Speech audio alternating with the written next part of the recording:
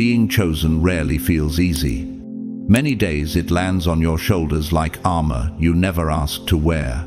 You are tested in places others never notice, carrying insights that make you feel decades older than your years, and often misunderstood by those who cannot see why you move the way you do.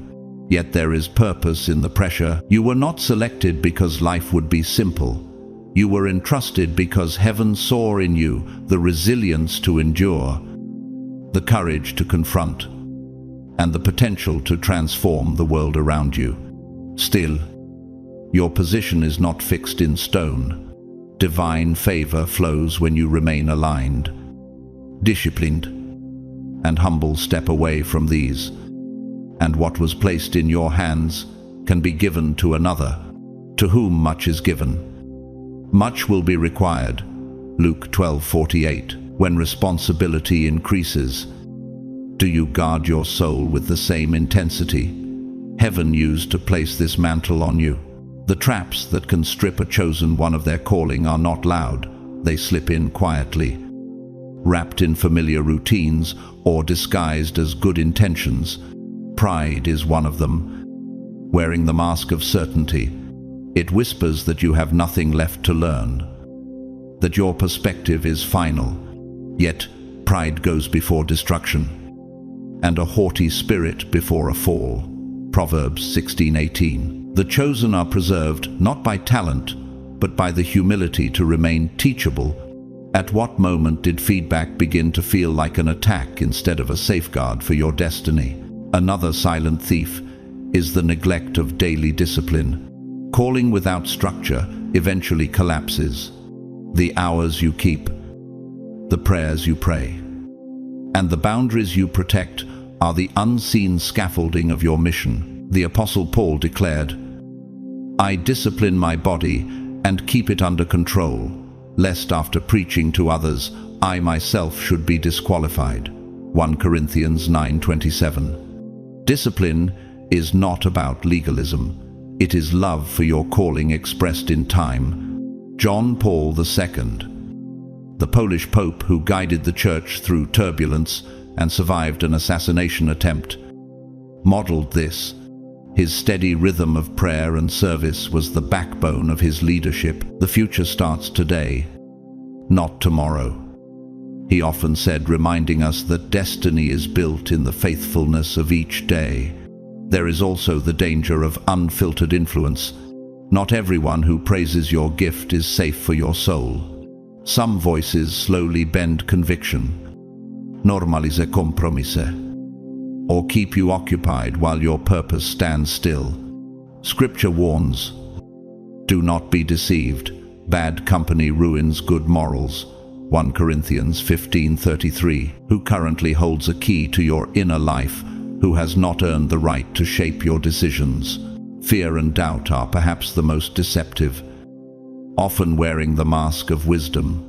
Delay can seem like careful planning, but it may simply be the slow death of obedience. God gave us a spirit not of fear, but of power and love and self-control. 2 Timothy 1-7. If obedience were the only measure, what would you change before this day ends? And then there is the misuse of the very gift that sets you apart. Gifts were given to reveal God, not to feed personal ambition. When attention becomes the goal, the gift becomes corrupted. Gehazi, servant of the prophet Elisha, once chased a reward after witnessing a miracle and lied to secure it. 2 Kings 5. His consequence was immediate and irreversible. Leprosy marked him and his descendants. This is the law of the kingdom. The gift cannot shield the one who uses it for selfish gain. It will instead expose them. If you have stumbled, you are not disqualified. Though the righteous fall 7 times, they rise again. Proverbs 24-16. Falling is not the end. Refusing to return is. This message is not for the casual listener, but for the one whose heart is stirred now. Recognizing heaven's way of pulling you back into alignment, re-embrace humility. Restore your disciplines, Guard your circle. Confront fear with action. Purify your motives. Do not be conformed to this world, but be transformed by the renewing of your mind. Romans 12:2. Do not wait for a safer season. This is the hour when stewardship is proven. Lift your head, steady your steps, and step back into position. The mantle has not left. You must return to it. Rise, chosen one. Guard what was entrusted to you. Walk out what heaven has spoken over you, and do it now. By the time we finish, you will carry the insight and clarity needed to safeguard your status as a chosen one and take your spiritual journey to heights you may have never imagined. But before we go deeper, pause for a moment and let this settle. The divine chooses those who are ready, but remaining chosen demands that you keep showing up day after day, moment after moment. This is not just a warning, it is a lifeline. It is heaven's reminder of the sacred contract written over your life. A contract that calls you to vigilance, humility, and courage. The question is not whether you were chosen, it's whether you will remain faithful to the one who chose you. Are you prepared to walk this road until the very end? If your heart beats faster at the thought, it is a sign that something deep within you still burns for this path. And if there is a quiet trembling in your spirit right now, it may be heaven whispering that this message has arrived at precisely the right time. Shielding ourselves begins with awareness of what it truly means to carry the mantle of the chosen. Being chosen is not about titles, applause, or the recognition of crowds. It is about a sacred alignment, a deep resonance with the will of God, and a mission that stretches far beyond personal ambition. The label chosen one may stir different images for different people, but at its core it means this: you have been called to live for something higher than yourself, something that demands sacrifice, unshakable discipline, and unwavering faith. As the Apostle Peter wrote, "You are a chosen race, a royal priesthood, a holy nation, a people for his own possession." 1 Peter 2-9. This identity is not a decoration, it is a commissioning. It marks you in the unseen realm and sets you apart in the seen one. To accept it means to accept the weight of representing heaven on earth, even when it costs you comfort, friendships, or applause. Chosen ones do not appoint themselves. They are appointed by a hand far greater than their own, often in ways they cannot predict. Sometimes the call comes as a whisper in the stillness, other times as a thunderclap that shakes the soul. Have you felt it, that relentless tug that will not let you settle? The invisible wind pushing you toward a future you did not design, but somehow know is yours. It is as if the river of your life has been rerouted by a master architect, and though the bends may be unfamiliar, the current is undeniable. And when this call comes, it rarely allows you to remain who you were before. It reshapes your priorities, redefines your loyalties, and even rearranges your relationships. Those who once understood you may begin to feel like strangers, while new alliances appear in the most unexpected places. But calling is never given without testing. The chosen are sent through fire, not to be consumed, but to be refined.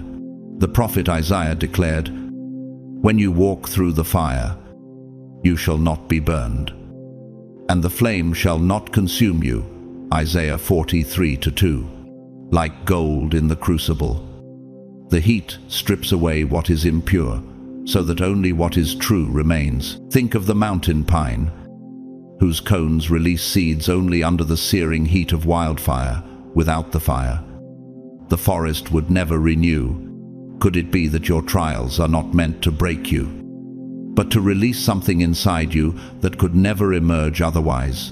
The seasons of fire in a chosen one's life are not random, They are intentional refineries. Every betrayal, every delay, every closed door is a chisel in the hand of the divine, shaping you into a vessel that can carry glory without cracking.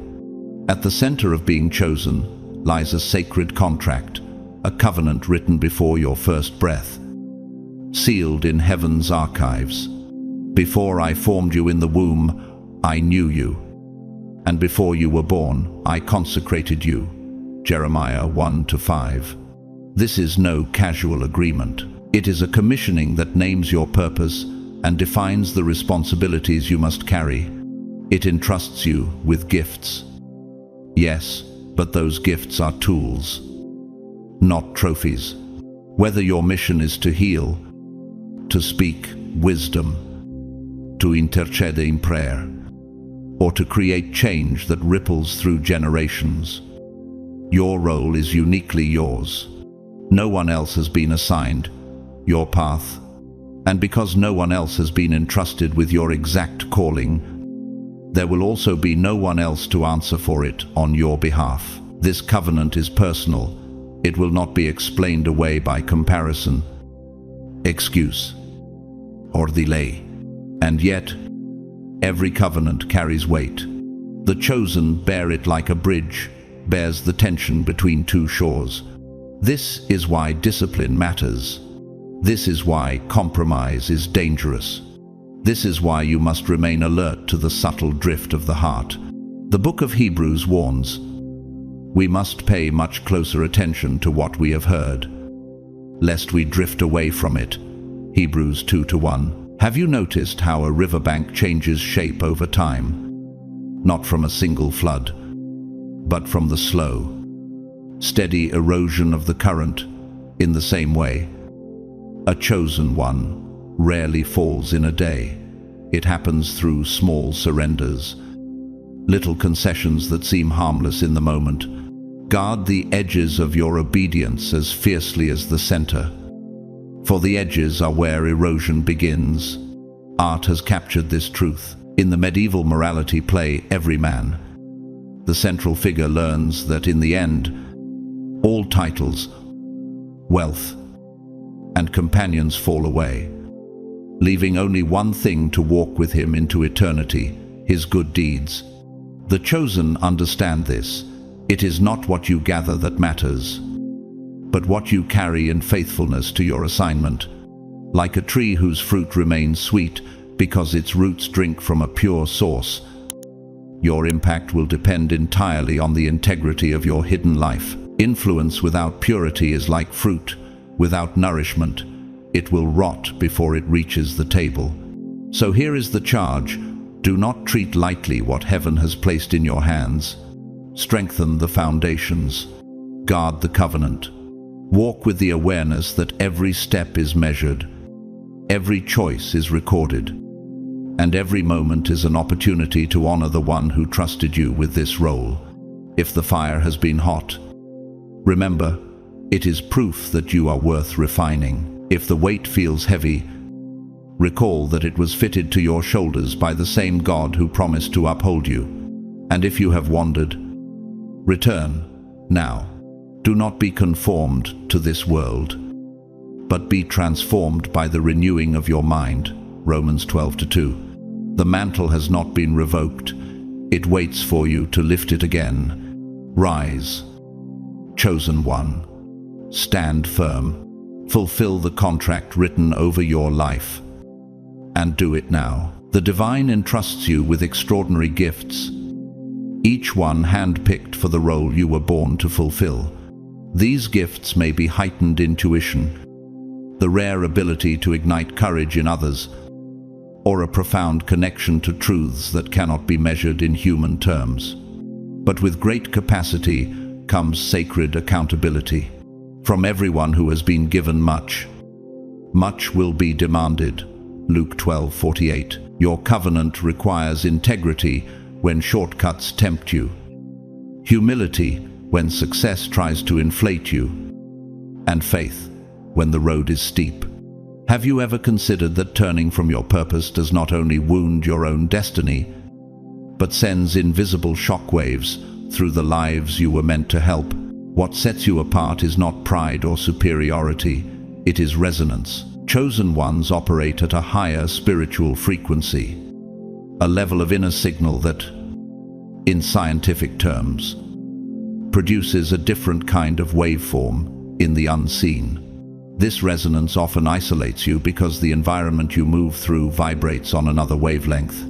You are the light of the world. A city set on a hill cannot be hidden.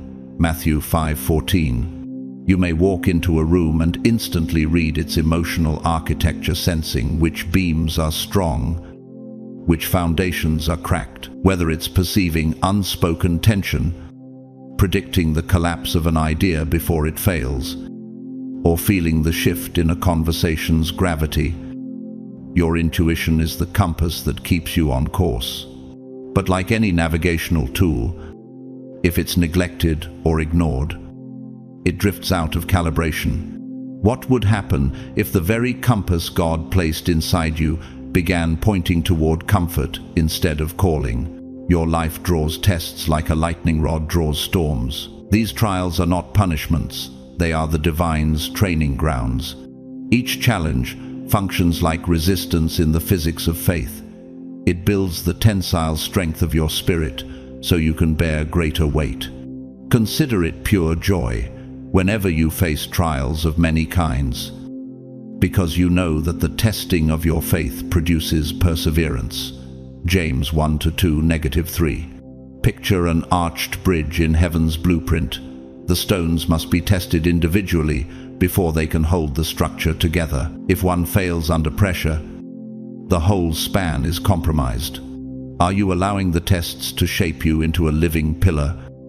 Or are you resisting the process that would make you unshakable? You have known moments of direct connection with the divine times in prayer, stillness, or unexpected encounters when the presence of God was as undeniable as gravity. These moments are not random. They are anchor points in your spiritual architecture, calibrated to remind you that you are never truly alone. I will never leave you nor forsake you. Hebrews 13:5. This connection is fuel. Without it, purpose becomes theory. With it, purpose becomes momentum. Even athletes know that in the quiet seconds before a decisive play, the game's outcome is determined not by noise, but by inner alignment. And here lies the duality. Being chosen is both a blessing and burden. The blessings are obvious: open doors, divine protection, supernatural provision. But the burdens are less glamorous: constant refinement, higher accountability, and the weight of representing heaven's interests on earth. Leonardo da Vinci, the Renaissance master, once said, "I have been impressed with the urgency of doing. Knowing is not enough, we must apply." His life illustrates that genius is not merely having a gift, but stewarding it through discipline. For the chosen, the gift is the starting point. What you build with it is the proof. So here is the truth that many will not tell you. If you do not actively guard your calling, entropy sets in. The structures of your inner life, your habits, thoughts, and boundaries are like the buttresses of a cathedral. Left unattended, even the most beautiful designs will begin to crack. Watch over your heart with all diligence, for from it flow the springs of life. Proverbs 4:23. If your heart is the sanctuary, then vigilance is its gatekeeper. The divine has already laid the foundation. It is your responsibility to keep the walls standing until the work is complete. And if you have stumbled, you are not disqualified. Though the righteous fall 7 times, they rise again. Proverbs 24:16. Falling is not the end, staying down is. If anything in these words stirs your conscience, see it as proof that heaven is still inviting you back into position. Stand up, realign your structure, retune your frequency. Step back into the arena with the quiet confidence of one who knows the scoreboard is not decided yet. Rise, chosen one, and carry the mantle like the sacred trust. It is. The time to act is not later, it is now. You carry abilities and insights that can transform lives, including your own. These are not random talents. They are carefully assigned tools meant to fulfill a mission greater than any personal ambition. Each of you should use whatever gift you have received to serve others. As faithful stewards of God's grace, 1 Peter 4:10, yet the burden is just as real as the gift. Many chosen ones walk through seasons where even the people closest to them cannot fully understand their path. This misunderstanding can wound, but it can also separate you from something sacred. Have you realized that the very isolation you wish to escape may be the chamber where heaven fine-tunes your hearing? Solitude, though uncomfortable, can amplify the whispers of the divine until they become undeniable. In those moments when silence feels heavy, it is not emptiness, it is preparation. Like a sculptor working in a quiet studio, heaven shapes you away from the noise so you can step back into the world with precision and purpose. The weight of your purpose can, at times, feel overwhelming. You are not just living for yourself, you are living for a mission that touches destinies beyond your sight. Unlike others, you are held to a higher standard, not to punish you, but to prepare you. To whom much is given, much will be required. Luke 12:48. The divine expects you to lead by example, to walk in truth, even when it costs you reputation, opportunity, or comfort. This tension between blessing and burden is not meant to break you. It is meant to forge you into a vessel that can carry both without spilling either. But how do you respond when the pressure feels heavier than the promise? Do you retreat into ease, or do you lean into the refining fire that was designed for your good? Every moment you choose faith over fear, you add another layer of strength to the structure of your soul. Every time you endure without bitterness, you become more trustworthy in heaven's eyes. At its core, being a chosen one is about alignment, living in harmony with your sacred contract and divine purpose. When you are aligned, life carries a kind of holy momentum. You feel connected, empowered, and guided by a force that transcends human calculation.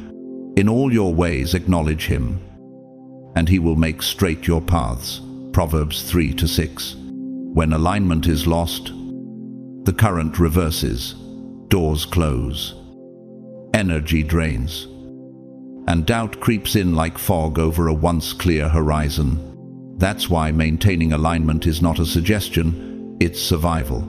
It's not about perfection, it's about persistence. And persistence is built in the small, consistent acts that nourish your connection to heaven, whether through prayer, journaling, or moments of quiet reflection. You are tuning your soul back to its true frequency. Which of these practices have you allowed to slip from your daily rhythm? And what has it cost you in clarity? The chosen life is not maintained in grand gestures, it is preserved in the hidden disciplines no one sees but God. Living in alignment also means becoming a beacon for others, whether you realize it or not. Your journey lights the way for those still wandering. People are drawn to your authenticity, your steadiness, and your refusal to compromise truth for applause. They see in you a glimpse of what is possible when a life is anchored to something eternal. This is why your fall would not just be yours, it would dim the light for others who are following it. As Pope Benedict XVI once said, "The world offers you comfort, but you were not made for comfort. You were made for greatness." His words remind us that leadership for the chosen is not about popularity. It is about being a living invitation for others to rise higher. Every decision you make, even in private, either strengthens or weakens that invitation. Every compromise you avoid reinforces the trust that others place in your example. But history also warns us of the opposite, Diotrephe, a figure briefly mentioned in the third letter of John, who loved to be first and refused to welcome fellow believers. His hunger for control fractured the unity of the church and left a legacy of division rather than devotion. The tragedy was not that he lacked influence, it was that he misused it. This is the shadow every chosen one must guard against, turning influence into a mirror for self instead of a window to God. If your platform ever becomes a throne for ego, it will eventually collapse under its own weight. How many leaders have we seen rise fast and fall faster because they forgot the mission that gave them authority in the first place? Pride blinds. But humility builds foundations that last. So the call is clear. Guard your alignment with vigilance. Watch yourselves, so that you may not lose what we have worked for, but may win a full reward. 2 John 1-8. Keep the practices that sharpen your hearing. Protect the standard that was set over your life. Lead by living the truth, not just speaking it. And if you've drifted, return now. Though the righteous fall 7 times, they rise again. Proverbs 24-16. Your calling has not been revoked. It waits for you to step back into position. Rise, chosen one. Stand in the place heaven assigned to you. The light you carry was never meant to be hidden, and the world cannot afford for it to go out. And when you stand, you do more than reclaim your destiny. You remind the watching world that God still raises leaders who will not bow to anything less than his purpose. What people see in you is more than charisma. It's a living example of what alignment with a higher purpose can produce. But influence is not a trophy to display. It is a weight to carry with trembling hands. Use it wisely. Lead with humility. And never forget that your gifts come from a divine source. Every good gift and every perfect gift is from above, coming down from the Father of lights. James 1:17. The essence of being chosen is to walk a sacred path, a journey where blessings and burdens travel together, where each step contains the potential for both joy and refinement. It is not an easy road, but it is a meaningful one. If you have ever felt the truth of these words burn deep in your spirit, then you already know you have been set apart for a purpose. Honor it, protect it, live it, because the world is gasping for the kind of light you carry, and it needs it now more than ever. Yet even the brightest flame can be smothered if the air grows thin. Being a chosen one is both privilege and responsibility. But this position is not automatically permanent. The one who sets you apart has also given you the power to remain or to walk away. So, if you think you are standing firm, be careful that you don't fall. 1 Corinthians 10:12. Your ability to keep alignment depends on your daily choices, your inner posture, and your spiritual discipline. What, then, can strip you of your status? The answer is rarely dramatic. The most dangerous threats are often silent, disguised as harmless habits, subtle attitudes, or the influence of voices that do not carry heaven's tone. Have you noticed how a creeping vine can slowly strangle a tree? Not by force, but by subtle entanglement over time. One of the most persistent of these saboteurs is ego-spiritual arrogance dressed in the robes of devotion. It doesn't kick down the door. It slips in like a shadow at dusk. For chosen ones, ego is a particularly insidious enemy. It begins as genuine alignment with divine calling, but slowly twists into a posture of superiority.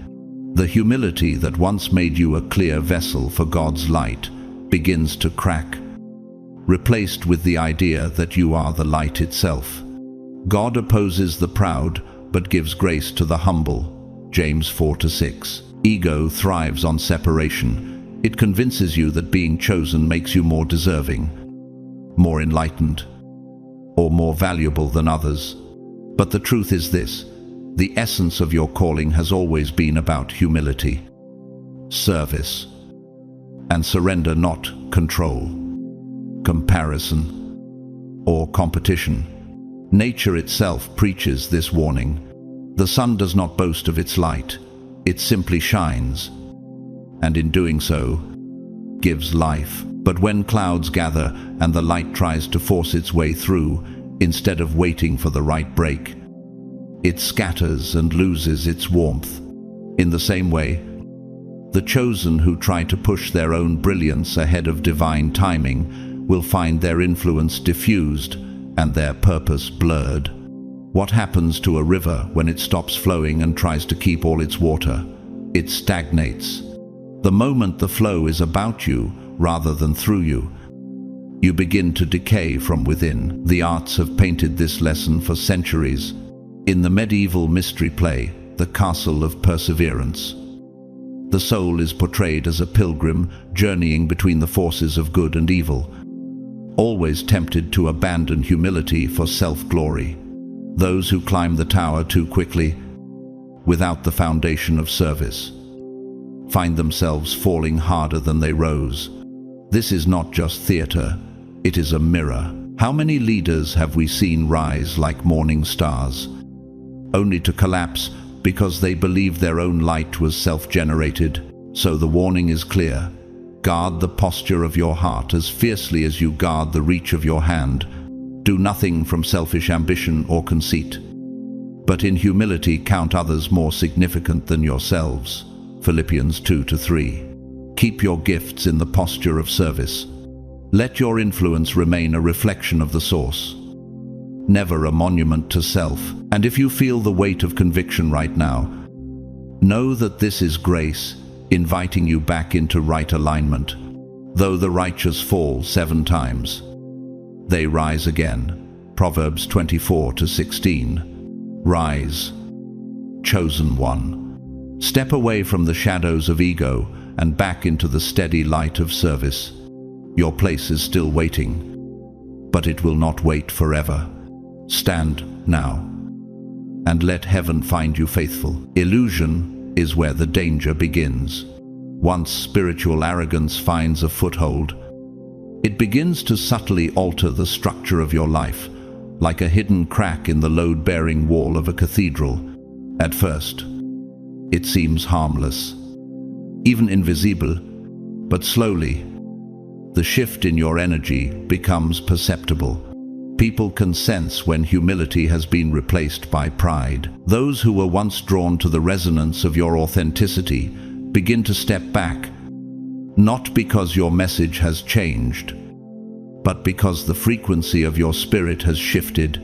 It is as if the once pure signal you carried is now clouded by interference. When pride comes, then comes disgrace. But with the humble is wisdom. Proverbs 11-2. Have you noticed how the atmosphere changes when ego steps into the room before you do? This isolation is not merely social, it is structural in the spiritual architecture of your life. The flow of the divine cannot move freely through a heart that has been acoustically insulated by ego. Imagine a grand hall designed for perfect resonance, where the slightest change in material dampens the sound. That is what happens when pride replaces humility. The reverberation of grace is muted. Another consequence is the distortion of your mission's blueprint. What once was about building bridges of healing, spreading wisdom, and embodying love becomes a self-referential monument, more concerned with personal recognition than divine service. Whoever exalts himself will be humbled, and whoever humbles himself will be exalted. Matthew 23:12. The divine does not choose you for your desire to rule. He chooses you for your willingness to serve. When ego takes over, growth halts. Psychologists call this a fixed mindset, the belief that you have already arrived, that no further refinement is necessary, But the spiritual path is not static. It is a dynamic system of constant calibration. In physics, a system that ceases to adjust to its environment loses equilibrium and collapses under its own entropy. Could it be that the moment you stop learning, you are already drifting out of alignment with the one who called you? Ego is rarely loud. It seeps in through subtle channels, disguised as conviction, cloaked in certainty. This makes it dangerously hard to identify. The antidote is not false modesty or pretending you have no worth. It is the cultivation of true humility. True humility is architectural. It creates an unshakable foundation capable of supporting the weight of greater responsibility. It is also harmonic, like a well-tuned instrument. It allows the frequency of the divine to pass through you without distortion. God opposes the proud, but gives grace to the humble. James 4-6. History gives us examples of this principle. Corrie ten Boom, a Dutch watchmaker who helped countless Jews escape the Holocaust, carried her calling with both courage and humility. She once said, "Trying to do the Lord's work in your own strength is the most confusing, exhausting, and tedious of all work. But when you are filled with the Holy Spirit, then the ministry of Jesus just flows out of you." Her life was proof that gifts are not to be hoarded. They are conduits, meant to release life to others. Humility restores your alignment with the universal principles of love, compassion, and surrender. It clears the interference in your soul's circuitry, so divine energy can flow without static. Clothe yourselves, all of you, with humility toward one another. 1 Peter 5-5. Gratitude becomes the grounding wire, ensuring that every current of grace is anchored in acknowledgement of its source. But humility is not self-maintaining. It must be safeguarded. The journey of a chosen one demands constant vigilance. Ego will not vanish after one victory. It will wait in the quiet, searching for an unguarded moment to reassert itself.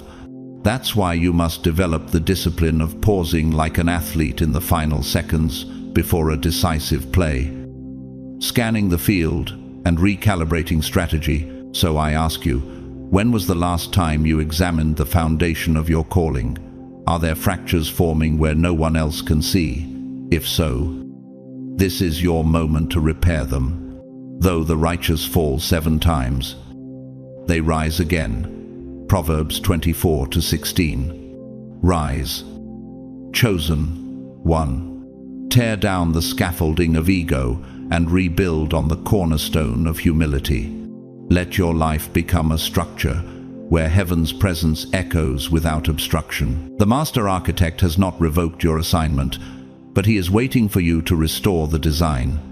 Stand now, and let the walls of your calling ring with the sound of his glory again. Are your actions truly guided by love and service?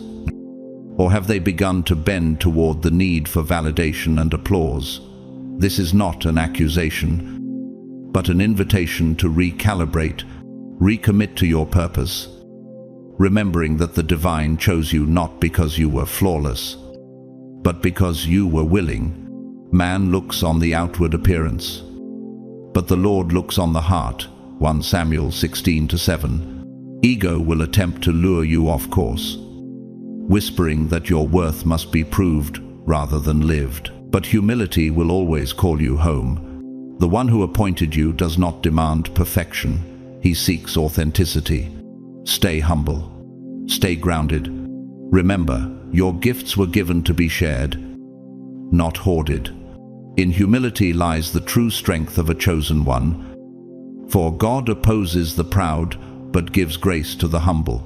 James 4-6. How often do you pause to examine whether your service still flows from gratitude, or has it been quietly hijacked by the desire to be seen? Discipline is the foundation upon which your status as a chosen one rests. Without it, the connection to your divine purpose begins to waver. and the energy that once flowed like a living river through you begins to dry up. Being chosen is not a static title, it is an ongoing covenant. Discipline is the bridge that keeps you aligned with your higher self and the divine forces that guide your steps. When that bridge weakens, everything else begins to destabilize. A man without self-control is like a city broken into and left without walls. Proverbs 25-28. The journey of a chosen one demands consistency. Your spiritual gifts are not fixed monuments. They are dynamic forces that require constant tending. Think of them like a flame. If you do not feed it, protect it, and shield it from the wind, it will flicker and die.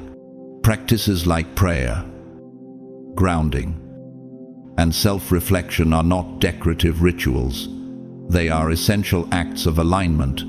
They are the spiritual maintenance that keeps the signal of your calling free from static. Without them, distraction and disconnection slip in unnoticed. Have you ever thought that skipping one day of devotion doesn't matter, only to find weeks later that your clarity has dimmed? This is how drift begins, not with a dramatic fall, but with small, repeated neglect.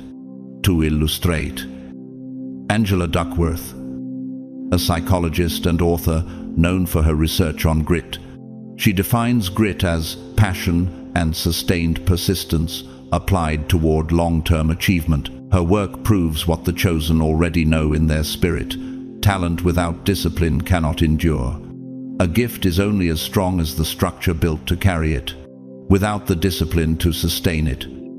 Even the most brilliant calling will fade into memory. But there is also the cautionary mirror, the story of Saul, Israel's first king. Initially anointed and empowered, Saul's failure to obey consistently and his erosion of discipline led him to forfeit his throne. His downfall was not a single act of rebellion, but a pattern of compromise and neglect. You have rejected the word of the Lord, and the Lord has rejected you from being king. 1 Samuel 15:26. This is the danger for every chosen one. When the daily habits that keep you aligned are abandoned, the calling remains, but your ability to carry it disappears. Without regular discipline, negativity finds fertile soil. Stress, fear, doubt, and unhealthy influences begin to cloud your perception. Toxic relationships flourish when your spiritual guard is lowered. In this state, even wise counsel can sound like noise, and the path once clear becomes obscured. That is why vigilance is not optional. It is the lifeline that keeps your purpose sharp. Be on guard, stand firm in the faith, be courageous, be strong. 1 Corinthians 16:13. Right now, is your guard standing watch, or have you left the gates of your purpose unprotected? So here is the charge: restore the habits that keep you aligned. Protect the flame at all costs. Fortify the bridge between you and the divine. If the walls have been breached, rebuild them now. And if you have drifted, return before the current pulls you too far. Though the righteous fall 7 times, they rise again. Proverbs 24:16. Rise, chosen one. Shake off the weight of neglect. Walk back into the discipline that once kept your heart steady and your vision clear. Heaven's assignment for you has not expired, but it is waiting for you to stand up and take it again. Being aligned with your calling is not about walking without error. It is about the persistence to return each time you stumble. Discipline is not perfection carved in stone. It is the living agreement to find your way back to alignment. No matter how many detours you take, let us not grow weary of doing good. For in due season we will reap, if we do not give up. Galatians 6-9. Many chosen ones fall into the trap of thinking that missteps disqualify them, but the true failure is not in the stumble, it is in refusing to rise again. Have you noticed how a river when diverted, will find a way back to its original course if it continues to flow. That is what discipline does. It brings you back. Even after you've been pulled off course, your gifts are not ornamental. They are functional instruments entrusted for a higher purpose. The divine places them in the hands of those willing to cultivate them, not to hoard them. As each has received a gift, use it to serve one another as good stewards of God's varied grace. 1 Peter 4:10. But neglect erodes their strength. The fading of a gift is not a punishment. It is the natural result of disconnection, like a tree that stops drawing water from the soil and begins to wither from the inside out. In the same way, when you stop actively nurturing your alignment, the spiritual current that sustains your gifts weakens. What good is a lantern if the flame is allowed to dwindle until it gives no light? A lack of discipline also blinds you to the moments heaven is orchestrating in your favor. The divine works through synchronicity, timely openings, divine appointments, and unforeseen chances to serve. Yet if your heart is not attuned to the rhythm of your purpose, you can walk right past them without recognizing their value. Be very careful. Then, how you live not as unwise, but as wise, making the most of every opportunity. Ephesians 5:15-16. Just as a deer misses the sound of an approaching stream when its ears are dulled by the wind, so too can a chosen one miss the gentle signals of guidance when their spirit is cluttered. How many doors have been left unopened simply because the knock was drowned out by distraction? Rebuilding discipline doesn't begin with grand resolutions. It begins with small, intentional steps. It is not about restructuring your entire life overnight. It is about planting one seed of alignment each day. 5 minutes of stillness, a prayer whispered before dawn, a line of gratitude inked into a journal. These small acts create ripples, gradually restoring the resonance between your spirit and the one who called you. Draw near to God, and He will draw near to you. James 4:8. Even when you don't feel motivated, show up. Motivation is fleeting. Covenant is constant. Which will you follow? Nature teaches the same principle. A neglected garden is quickly overtaken by weeds. But a gardener who tends the soil daily, even in small ways, ensures a harvest in its season. Your spiritual life is no different. Over time, these consistent acts strengthen your alignment, making it easier to hold your ground when storms come. And here is the truth. Discipline is not just for your benefit.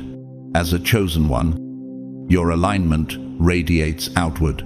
Your energy, your actions, your presence, they ripple into the lives of those you were appointed to guide. When you drift, they drift. When you stand, they see the way forward. History has warned us of this reality. Alfred Nobel, the inventor of dynamite, once awoke to read his own obituary, mistakenly printed while he was still alive, which described him only as the merchant of death. Confronted with how he would be remembered, Nobel resolved to change his legacy, using his fortune to establish the Nobel Prizes to honor achievements that benefit humanity.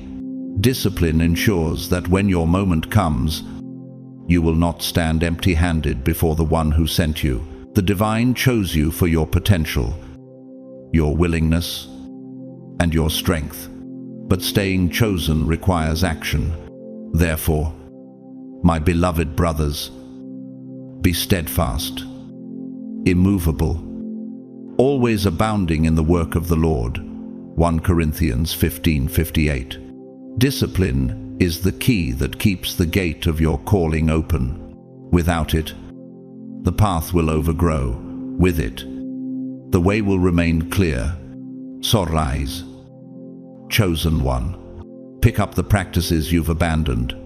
Guard the flame you carry. The world still needs the light you have been entrusted to shine, and heaven still waits for you to step back into position. The flow of divine energy in your life is not sustained by moments of perfection, but by the steady cadence of showing up for yourself, for your mission, and for the higher forces guiding you. Be faithful in the little things. Luke 16:10 is not a poetic suggestion, it is a law of spiritual physics. When discipline becomes part of your spiritual architecture, it forms a load-bearing foundation that can withstand the seismic tremors of life. The storms will come, but like a structure engineered with deep pilings, your connection to the divine remains unshaken. In the same way that a tuning fork vibrates at a consistent frequency regardless of surrounding noise, disciplined living keeps you in harmonic resonance with your calling. Have you noticed how, in sports, the game can turn not in the chaos of the crowd, but in the focused stillness of a timeout? That's what discipline does. It creates clarity in the middle of pressure through discipline. You honor your identity as a chosen one and ensure that your light continues to burn in a world desperate for direction. Yet, even the most well-built cathedral can be compromised from within if cracks form in its walls, and one of the most silent but destructive cracks is the presence of toxic relationships and negative influences. Do not be deceived. Bad company corrupts good morals. 1 Corinthians 15:33.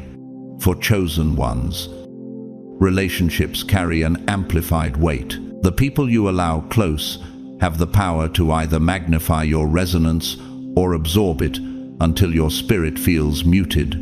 Your energy is not an infinite resource. It is the fuel that powers your spiritual gifts and keeps you aligned with your mission. Toxic relationships are like parasitic circuits in an electrical system, creating constant energy leaks. They are not always hostile in obvious ways. Often they appear friendly, even supportive, but their frequency is subtly out of phase with yours. Over time, this misalignment creates interference in your ability to discern the divine signal. How many times have you ignored a quiet inner nudge about someone's influence, only to realize later that your vision had grown cloudy? Above all else, guard your heart, for everything you do flows from it. Proverbs 4:23. If the signal is breaking, will you clear the interference or let the static drown out the voice of God? These influences can manifest in constant criticism, manipulative behavior, or emotional volatility that keeps you in a state of low-grade anxiety. They may question your worth, distort your self-perception, or belittle your mission, not always through direct opposition, but through subtle erosion. In psychological terms, it is like long-term cognitive dissonance, the conflict between your internal truth and the atmosphere you keep returning to. The danger is that you start adjusting your frequency downward to match theirs, forgetting the pitch heaven originally tuned you to. To illustrate the importance of guarding your inner circle, the life of Saint Teresa of Avila, the Spanish mystic and reformer, she faced opposition not only from political forces, but also from those within her own religious order who resisted her reforms. Her journals reveal that she remained aligned by carefully choosing confidants whose presence strengthened her resolve rather than drained it. She wrote, "God save us from gloomy saints," recognizing that even the religious can pull you from your mission if their spirit is not in harmony with yours. Toxic connections can also mimic support, while subtly redirecting your focus away from service and towards self-preservation. In physics, this is like a resonance shift, when the natural frequency of a system is altered just enough to weaken its structural integrity.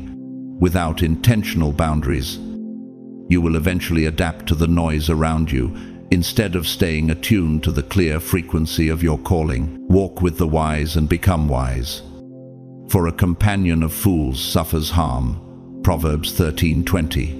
Whose frequency are you tuned to, And is it strengthening your structure or slowly pulling it apart? So here is the choice before you. Will you allow unhealthy connections to keep siphoning your energy until your gifts are dulled? Or will you reinforce the gates of your inner life? Every chosen one must decide who is allowed to speak into their spirit. This is not cruelty, it is stewardship. Though the righteous falls 7 times, they rise again. Proverbs 24-16. Rise, chosen one. Audit your relationships. Strengthen your walls. Tune your life back to heaven's frequency. The world needs the undiluted version of your light, and it needs it now. They often operate from a place of fear, jealousy, or unresolved pain. And their energy can seep into yours without you even realizing it. It is like smoke entering a clear room, subtle at first. But over time it clouds everything until you forget what clean air feels like. One of the most dangerous aspects of toxic relationships is their subtlety. They rarely announce themselves as threats. Instead, they often wear the mask of familiarity, making it difficult to recognize the harm they cause. You may feel a deep obligation to maintain these connections out of loyalty, guilt, or a misplaced sense of duty. But as a chosen one, your highest loyalty is to your purpose and to the divine who entrusted it to you. Fear of man will prove to be a snare, but whoever trusts in the Lord is kept safe. Proverbs 29-25. How many times have you prioritized keeping peace with people, only to discover you were losing peace within yourself? And here's the deeper truth. Keeping someone in your life at the cost of your clarity is not compassion, it is self-sabotage disguised as kindness. Allowing toxic influences to persist in your life not only slows your own growth, it also hinders the work you were sent to do in the world. Negative influences aren't limited to personal relationships, they can be environments, media, or even recurring habits that lower your spiritual frequency. Constant exposure to negative input, whether through news, social media, or conversations dripping with cynicism, dulls your spiritual sensitivity. It's like trying to hear a whisper in a stadium full of noise. The signal from heaven is still being sent, but the static drowns it out. Do not conform to the pattern of this world, but be transformed by the renewing of your mind. Romans 12:2. Over time, this noise becomes the new normal, making you forget how sharp your discernment once was. Ask yourself, if the voice of God came to you now, would you be able to recognize it instantly? Or would it be buried under the clutter you've allowed in? Protecting your energy is not an act of selfishness, it is spiritual self-preservation. Boundaries are not walls to keep love out, they are gates that determine what is allowed in. Setting boundaries doesn't mean you care less about others, it means you care deeply about your mission and the divine energy flowing through you. Boundaries create a sacred space where you can grow, thrive, and stay aligned with your higher calling. Detaching from toxic relationships doesn't mean you've abandoned someone. It means you've chosen to honor the path entrusted to you. You can still love from a distance, without allowing their chaos to disrupt your clarity. Above all else, guard your heart, for everything you do flows from it. Proverbs 4:23. The truth is, if you never model healthy boundaries, those around you will never learn how to honor their own. In leading this way, you silently give others permission to protect their own destinies. History offers us examples of those who understood this well. The late Billy Graham, one of the most influential Christian evangelists of the 20th century, famously implemented what became known as the Modesto Manifesto, a set of personal and ministry boundaries designed to protect integrity, relationships, and spiritual focus. His commitment to these principles helped him avoid the scandals that consumed many public figures of his time, allowing him to run his race with his reputation intact. But this level of discipline didn't happen by accident. It was a conscious decision to structure his life in such a way that temptation had no foothold. His example shows that boundaries are not a reaction to danger, they are a preemptive design to keep the mission pure. But there is also the sobering mirror of those who failed to guard their boundaries. Demas, a companion of the Apostle Paul, mentioned briefly in 2 Timothy 4:10. Demas abandoned Paul because he loved this world. His story is short, but the consequences are eternal, trading proximity to purpose for the comfort of lesser things. The tragedy was not simply leaving Paul, it was leaving the mission. How many chosen ones have let temporary comfort pull them from eternal calling? This is the slow poison of compromise. It doesn't feel fatal at first, but it erodes the will to fight for what truly matters. And once the will is gone, the calling fades into memory. Healing from the effects of toxic relationships requires deliberate action. First, you must recognize the impact they have had, acknowledge the doubt, weariness, or disconnection they left behind. Then, you actively work to clear that residue. Engage in practices that restore balance. Daily prayer, reflective journaling, still moments in the presence of God. Surround yourself with people who speak life into your spirit, environments that inspire growth, and habits that nourish your soul. Walk with the wise and become wise. For a companion of fools suffers harm. Proverbs 13:20. This isn't a one-day reset, it's a lifestyle change. And with every choice you make to feed your soul rather than drain it, you reclaim territory the enemy thought he had taken for good. The divine has not called you to survive under the weight of destructive influence. He has called you to rise above it. Your life is meant to be a living testimony of what happens when someone chooses alignment over compromise. If you've allowed the wrong voices to become too loud, lower their volume. If you've let the wrong people too close, step back. If you've felt your purpose dim under the shadow of someone else's chaos, step into the light again. Though the righteous fall 7 times, they rise again. Proverbs 24:16. Rise, chosen one. Guard your energy. Protect your assignment and walk forward with a circle that amplifies your calling instead of draining it. And remember, when you rise, you give silent permission for others to do the same. The divine has chosen you for a purpose, and that purpose demands clarity, focus, and strength. Toxic relationships and negative influences are not harmless inconveniences. They are strategic distractions designed to derail you from your sacred mission.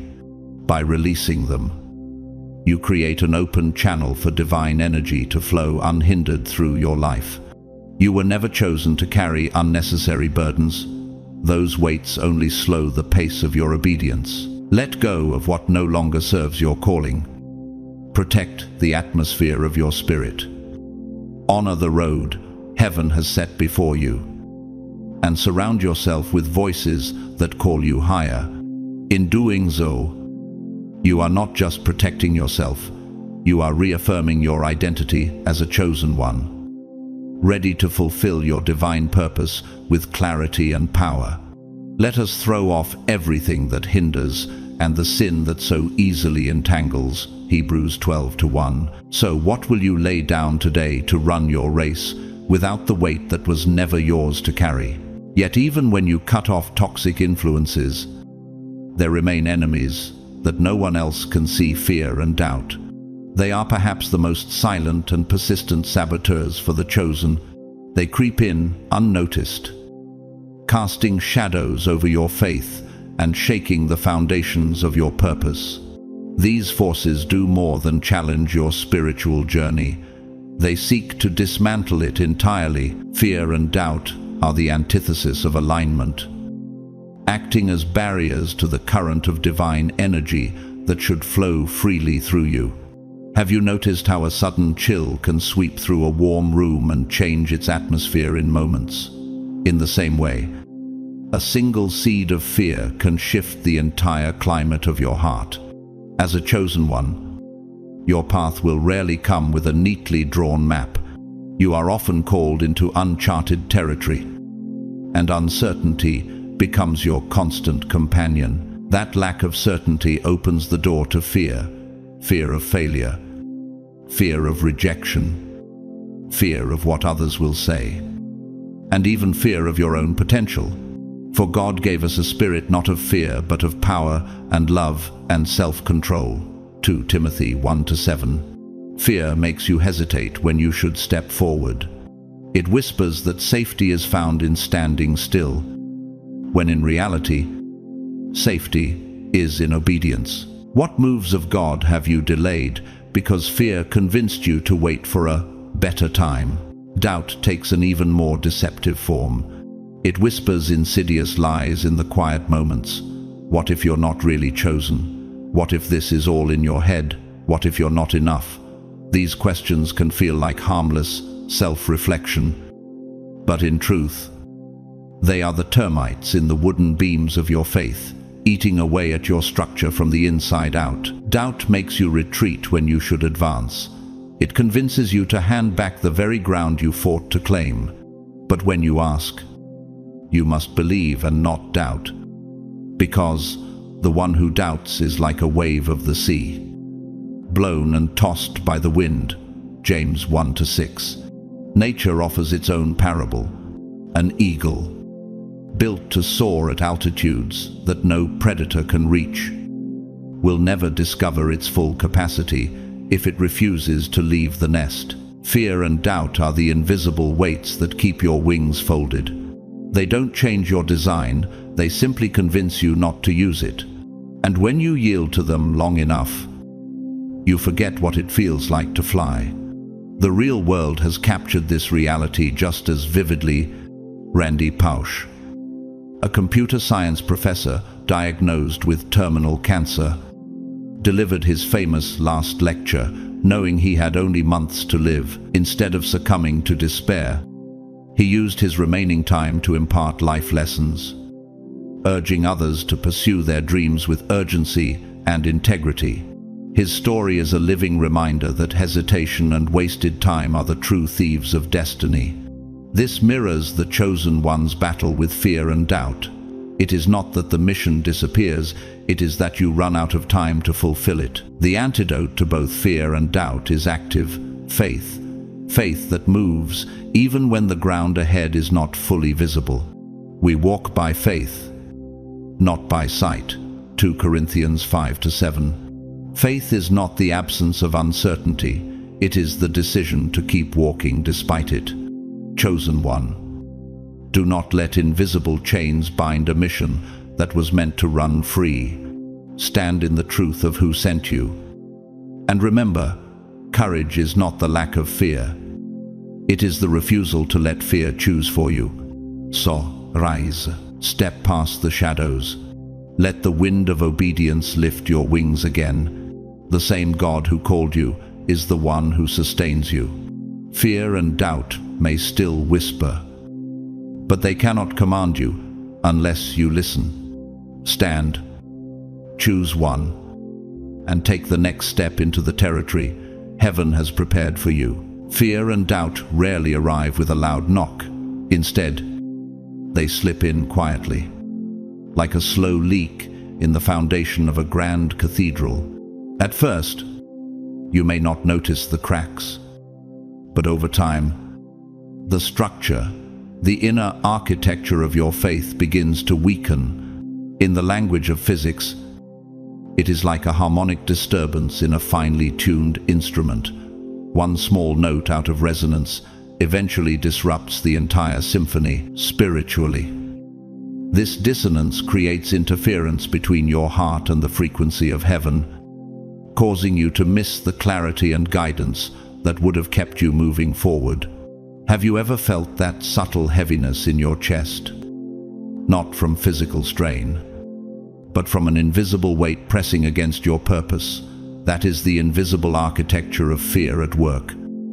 And left unchecked, it corrodes even the most determined spirit. The scriptures remind us in 2 Timothy 1-7, "For God has not given us a spirit of fear, but of power, and of love, and of a sound mind." This is not just a poetic comfort, it is a divine architectural blueprint for your soul. Yet fear and doubt behave like moisture in the walls of that holy structure, unseen at first, but capable of collapsing entire corridors of confidence. In psychology, this is akin to cognitive distortion, where repeated negative thoughts reinforce neural pathways that make faith harder to access. You may start asking yourself, what if I'm not strong enough? What if my calling is just a dream I made up? Each of these thoughts is a chisel against the cornerstone of your destiny. Those who history remembers as unshakable faced this battle. Florence Nightingale, the pioneering nurse who transformed battlefield medicine during the Crimean War, once confessed that she often questioned whether she could bear the weight of responsibility God had placed on her. Yet she pressed forward, saying, "I attribute my success to this. I never gave or took any excuse." Her story reminds us that perseverance is not about never feeling fear. It is about refusing to let fear dictate the blueprint of your life. Without such resolve, fear builds walls, and doubt locks the doors from the inside. Fear and doubt, if left to linger, create a cycle of stagnation that is much like a chess game where you refuse to move your pieces. The opponent's spiritual resistance needs only your hesitation to win, and unlike in casual games, the stakes here are eternal. In James 1-6, we read, "The one who doubts is like a wave of the sea, blown and tossed by the wind." This instability can manifest as lost opportunities, divine appointments missed because you hesitated to step forward, or a voice from heaven that you could no longer distinguish from the noise of your own overthinking. What victories have you already forfeited simply because you stood still too long? But these forces are not proof of weakness, they are the proving ground of strength. Even in the laws of engineering, a structure becomes most stable after it has been tested under pressure. The key is not to eliminate the wind, but to anchor deeper into the bedrock. Spiritually, this bedrock is trust in God's sovereignty. The prophet Isaiah declared in Isaiah 41:10, "Fear not, for I am with you. Be not dismayed, for I am your God." This is the equivalent of reinforcing your spiritual architecture with indestructible beams. In modern leadership, the artist and entrepreneur Tyler Perry once said, "Fear is a liar. It whispers to you until you agree to stop dreaming." His journey from poverty to one of the most influential stages in Hollywood is proof that refusing to bow to fear allows the full blueprint of your life to unfold.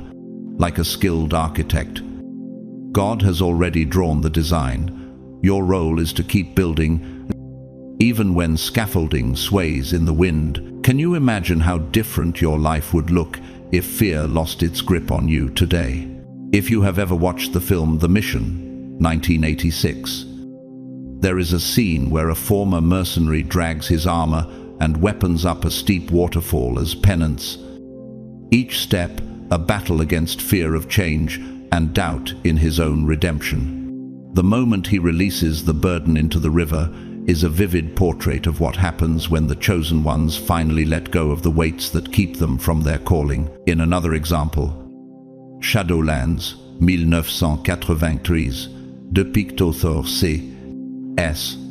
Lewis confronting the raw pain of loss, and in doing so, wrestling with the very faith he had long defended.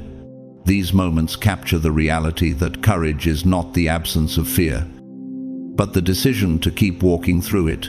So, rise.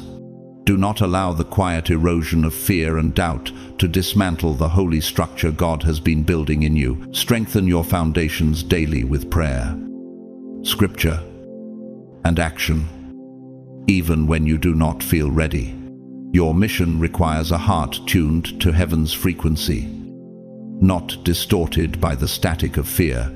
The time is now. Stand, step forward, and reclaim the territory fear tried to steal from you. Fear and doubt are not just fleeting emotions, they are recurring tremors in the architecture of your soul. Left unaddressed, they behave like microfractures in a cathedral's foundation, invisible at first, but over time, capable of destabilizing the entire structure. In the language of acoustics, they are like persistent background noise, disrupting the resonance of your spiritual frequency, preventing the pure tone of your purpose from ringing out. And yet, even in this interference, there is a truth worth holding. You are not alone, and you are fully capable of walking through the valley of fear with the courage to overcome doubt. The question is, what anchors you when the atmosphere feels heavy with uncertainty? In Psalm 27:1, we read, "The Lord is my light and my salvation, whom shall I fear?"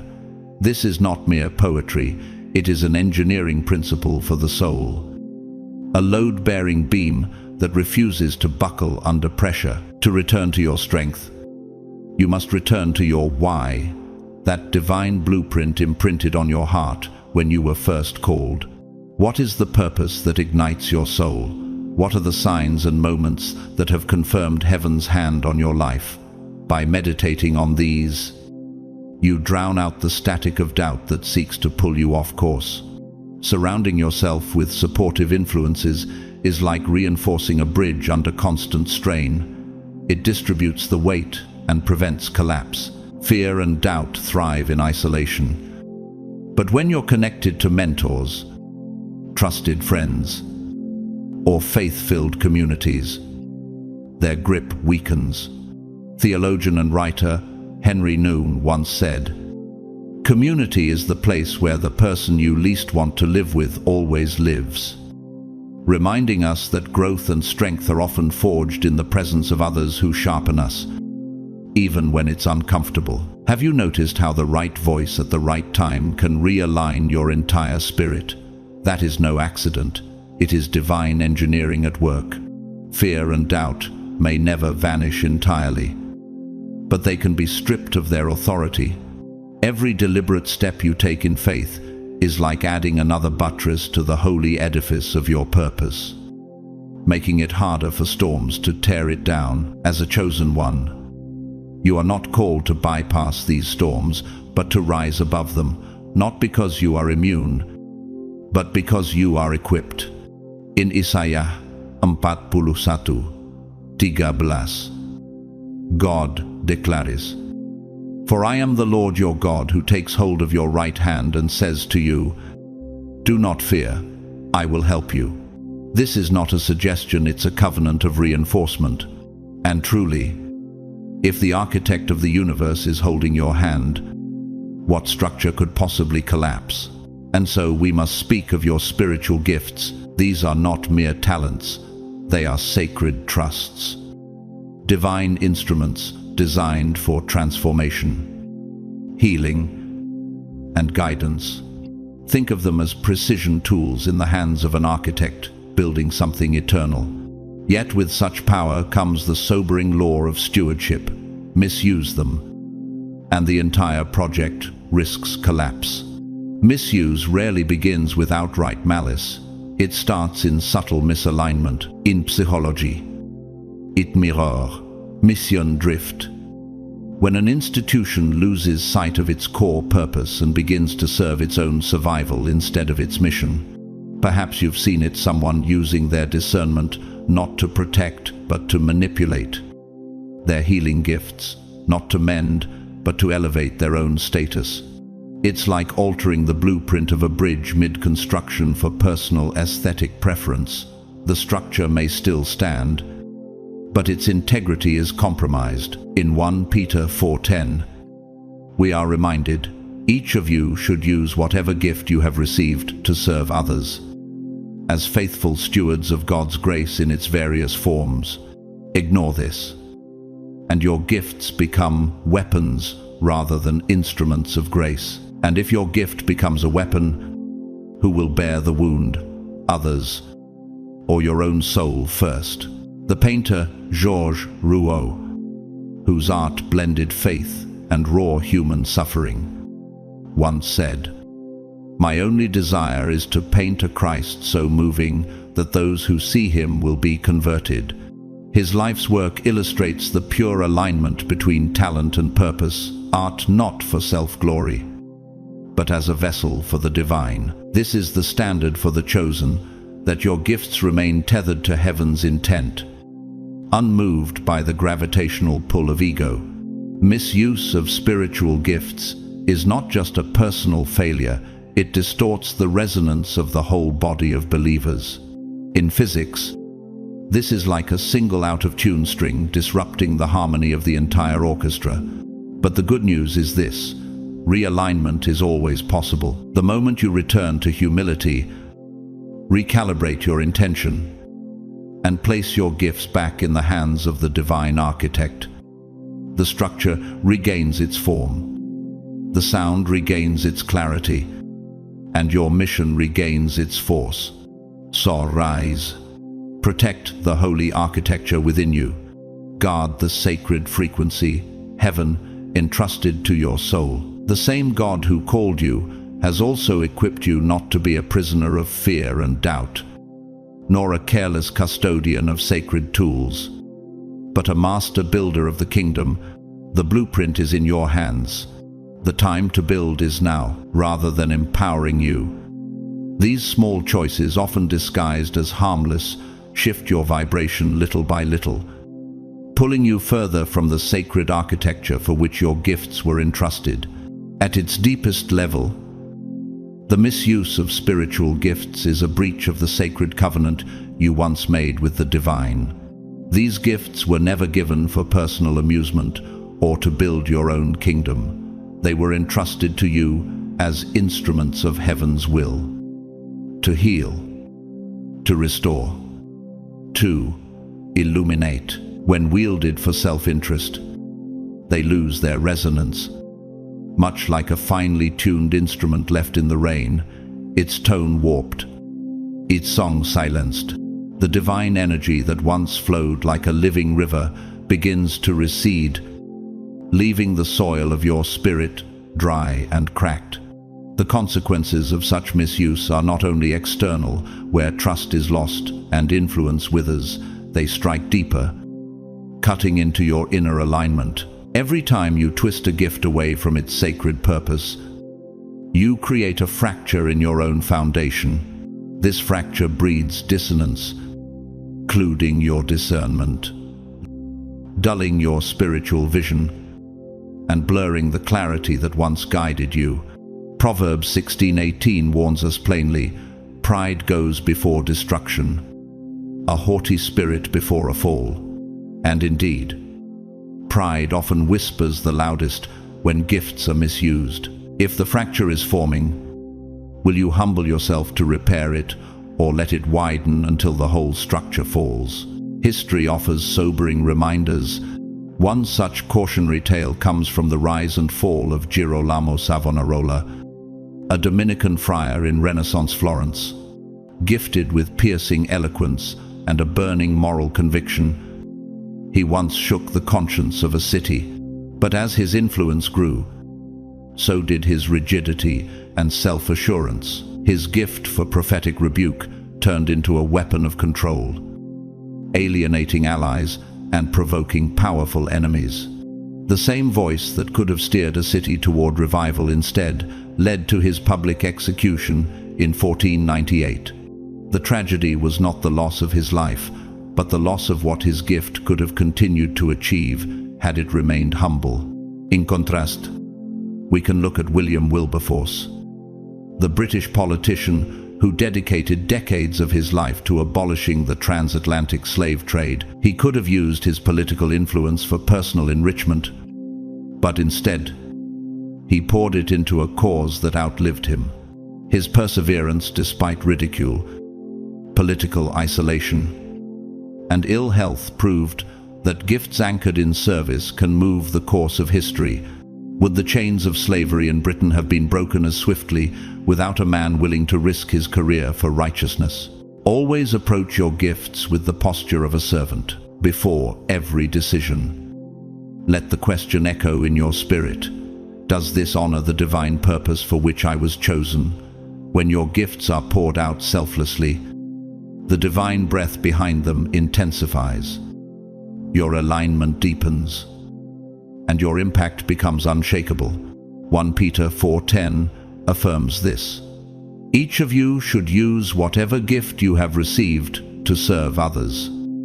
As faithful stewards of God's grace in its various forms, to serve is to strengthen, to exploit is to weaken. Misuse will inevitably cause gifts to fade, taking with them the sacred connection that makes you a chosen one.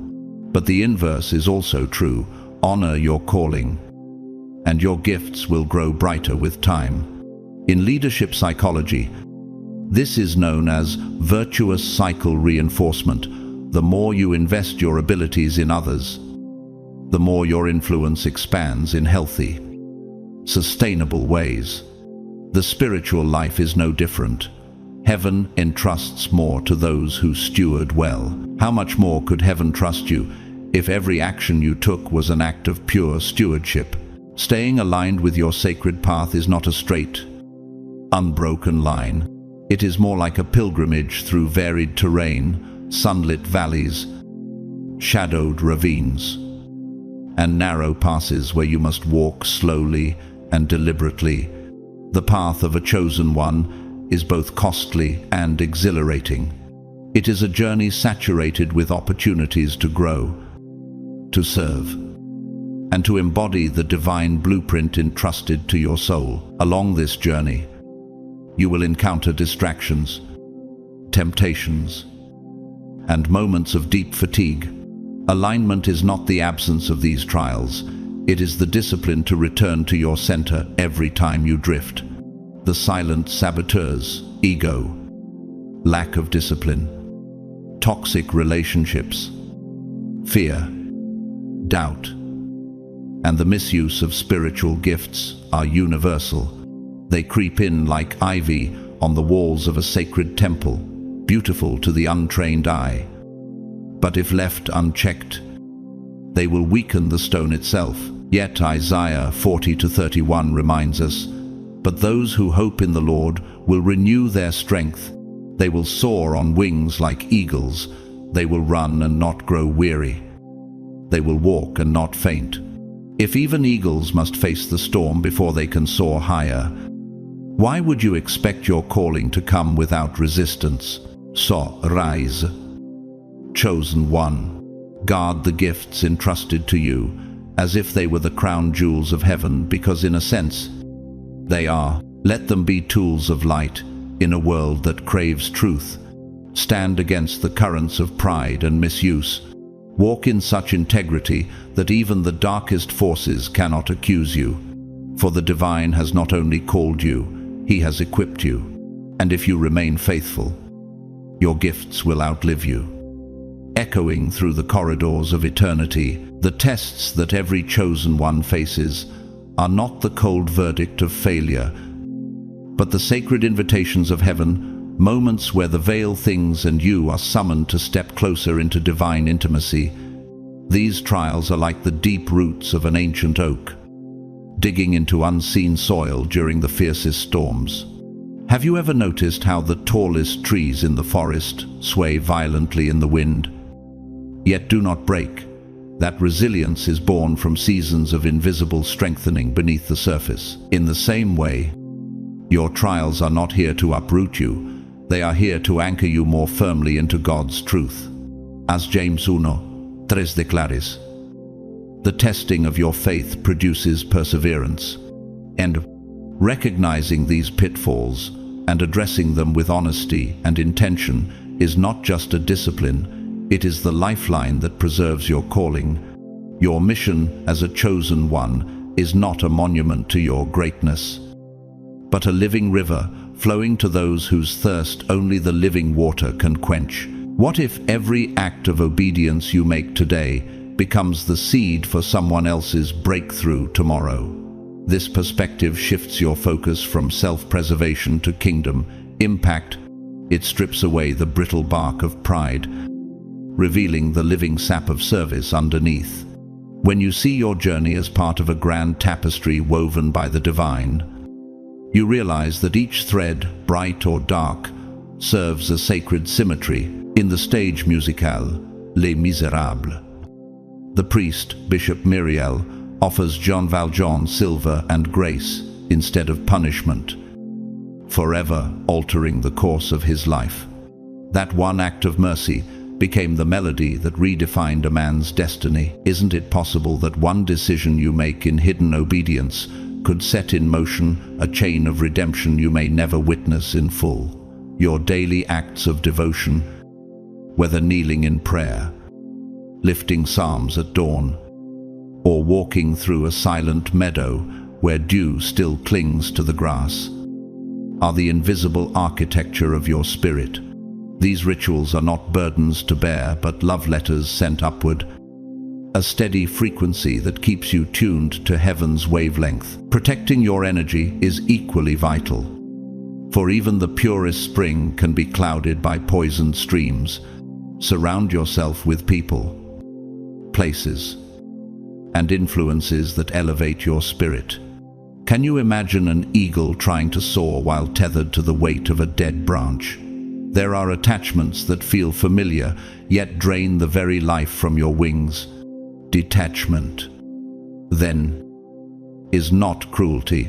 It is an act of holy preservation. As Proverbs 4:23 warns, above all else, guard your heart, for everything you do flows from it. But how many blessings have been delayed in your life because you refused to release what heaven was asking you to let go? When fear and doubt come, meet them as a seasoned mariner meets the storm, not with panic, but with the sure hands of one who has sailed these waters before. Faith is not the absence of waves, but the courage to walk upon them, as Peter did when he stepped out of the boat in Matthew 14:29. Have you forgotten the times when heaven's light broke through just as you thought the darkness would swallow you? Those memories are your compass, pointing you back to trust. And yet, do you truly believe that the same God who carried you through the last storm will not also guide you through the next? Every faltering step you take still belongs to the journey. A seedling does not resent the wind. It learns to grow roots deeper into the soil. Your challenges, then, are not detours, but the very scaffolding upon which your soul is built. As C.S. Lewis once wrote, "In the weight of glory, we are far too easily pleased, forgetting that God often strips away the lesser so he can give us the eternal." What if the discomfort you feel now is not punishment, but preparation for something so sacred it requires you to be remade first, as a chosen one? Your greatest power lies not in force, but in humility, the humility of Christ, who washed the feet of his disciples, knowing he held all authority in heaven and on earth. Your gifts are not private possessions. They are the flowing streams of divine grace, meant to irrigate barren hearts. Philippians 2:3 reminds us, do nothing out of selfish ambition or vain conceit. Rather, in humility, value others above yourselves. Will you pour yourself out, even when no one is applauding? Trusting that heaven keeps the record, lead with love, act with unshakable integrity, serve with a joy that refuses to be extinguished by criticism or scarcity. For you were not chosen to be comfortable, You were chosen to be unstoppable. Stand up now and take your place in the symphony. Heaven has been composing with your life. The time for hesitation is over. The journey of the chosen one is not a path of ease, but of eternal significance. Every step you take in humility, every decision you make in integrity, is a thread in the great tapestry. The divine is weaving through your life. You are here, not by accident, but by holy appointment.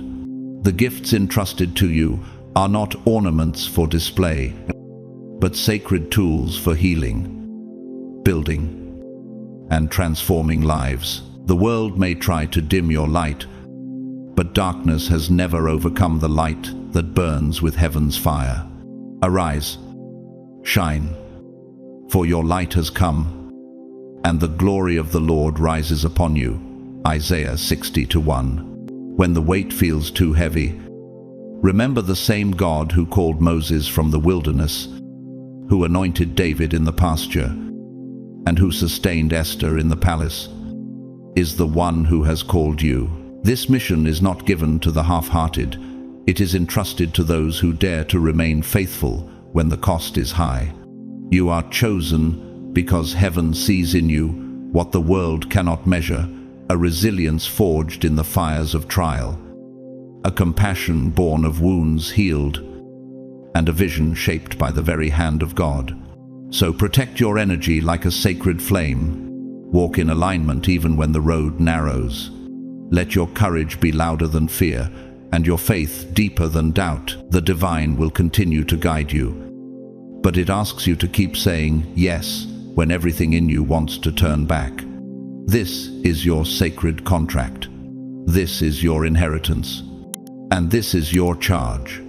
If this message has stirred something deep in your spirit, take a moment to like this video, share it so that others may be strengthened, and comment 777 as a declaration that you choose to remain aligned with your calling. Whether you've supported this mission through super thanks or simply by showing up with an open heart, know that your presence here matters more than you realize.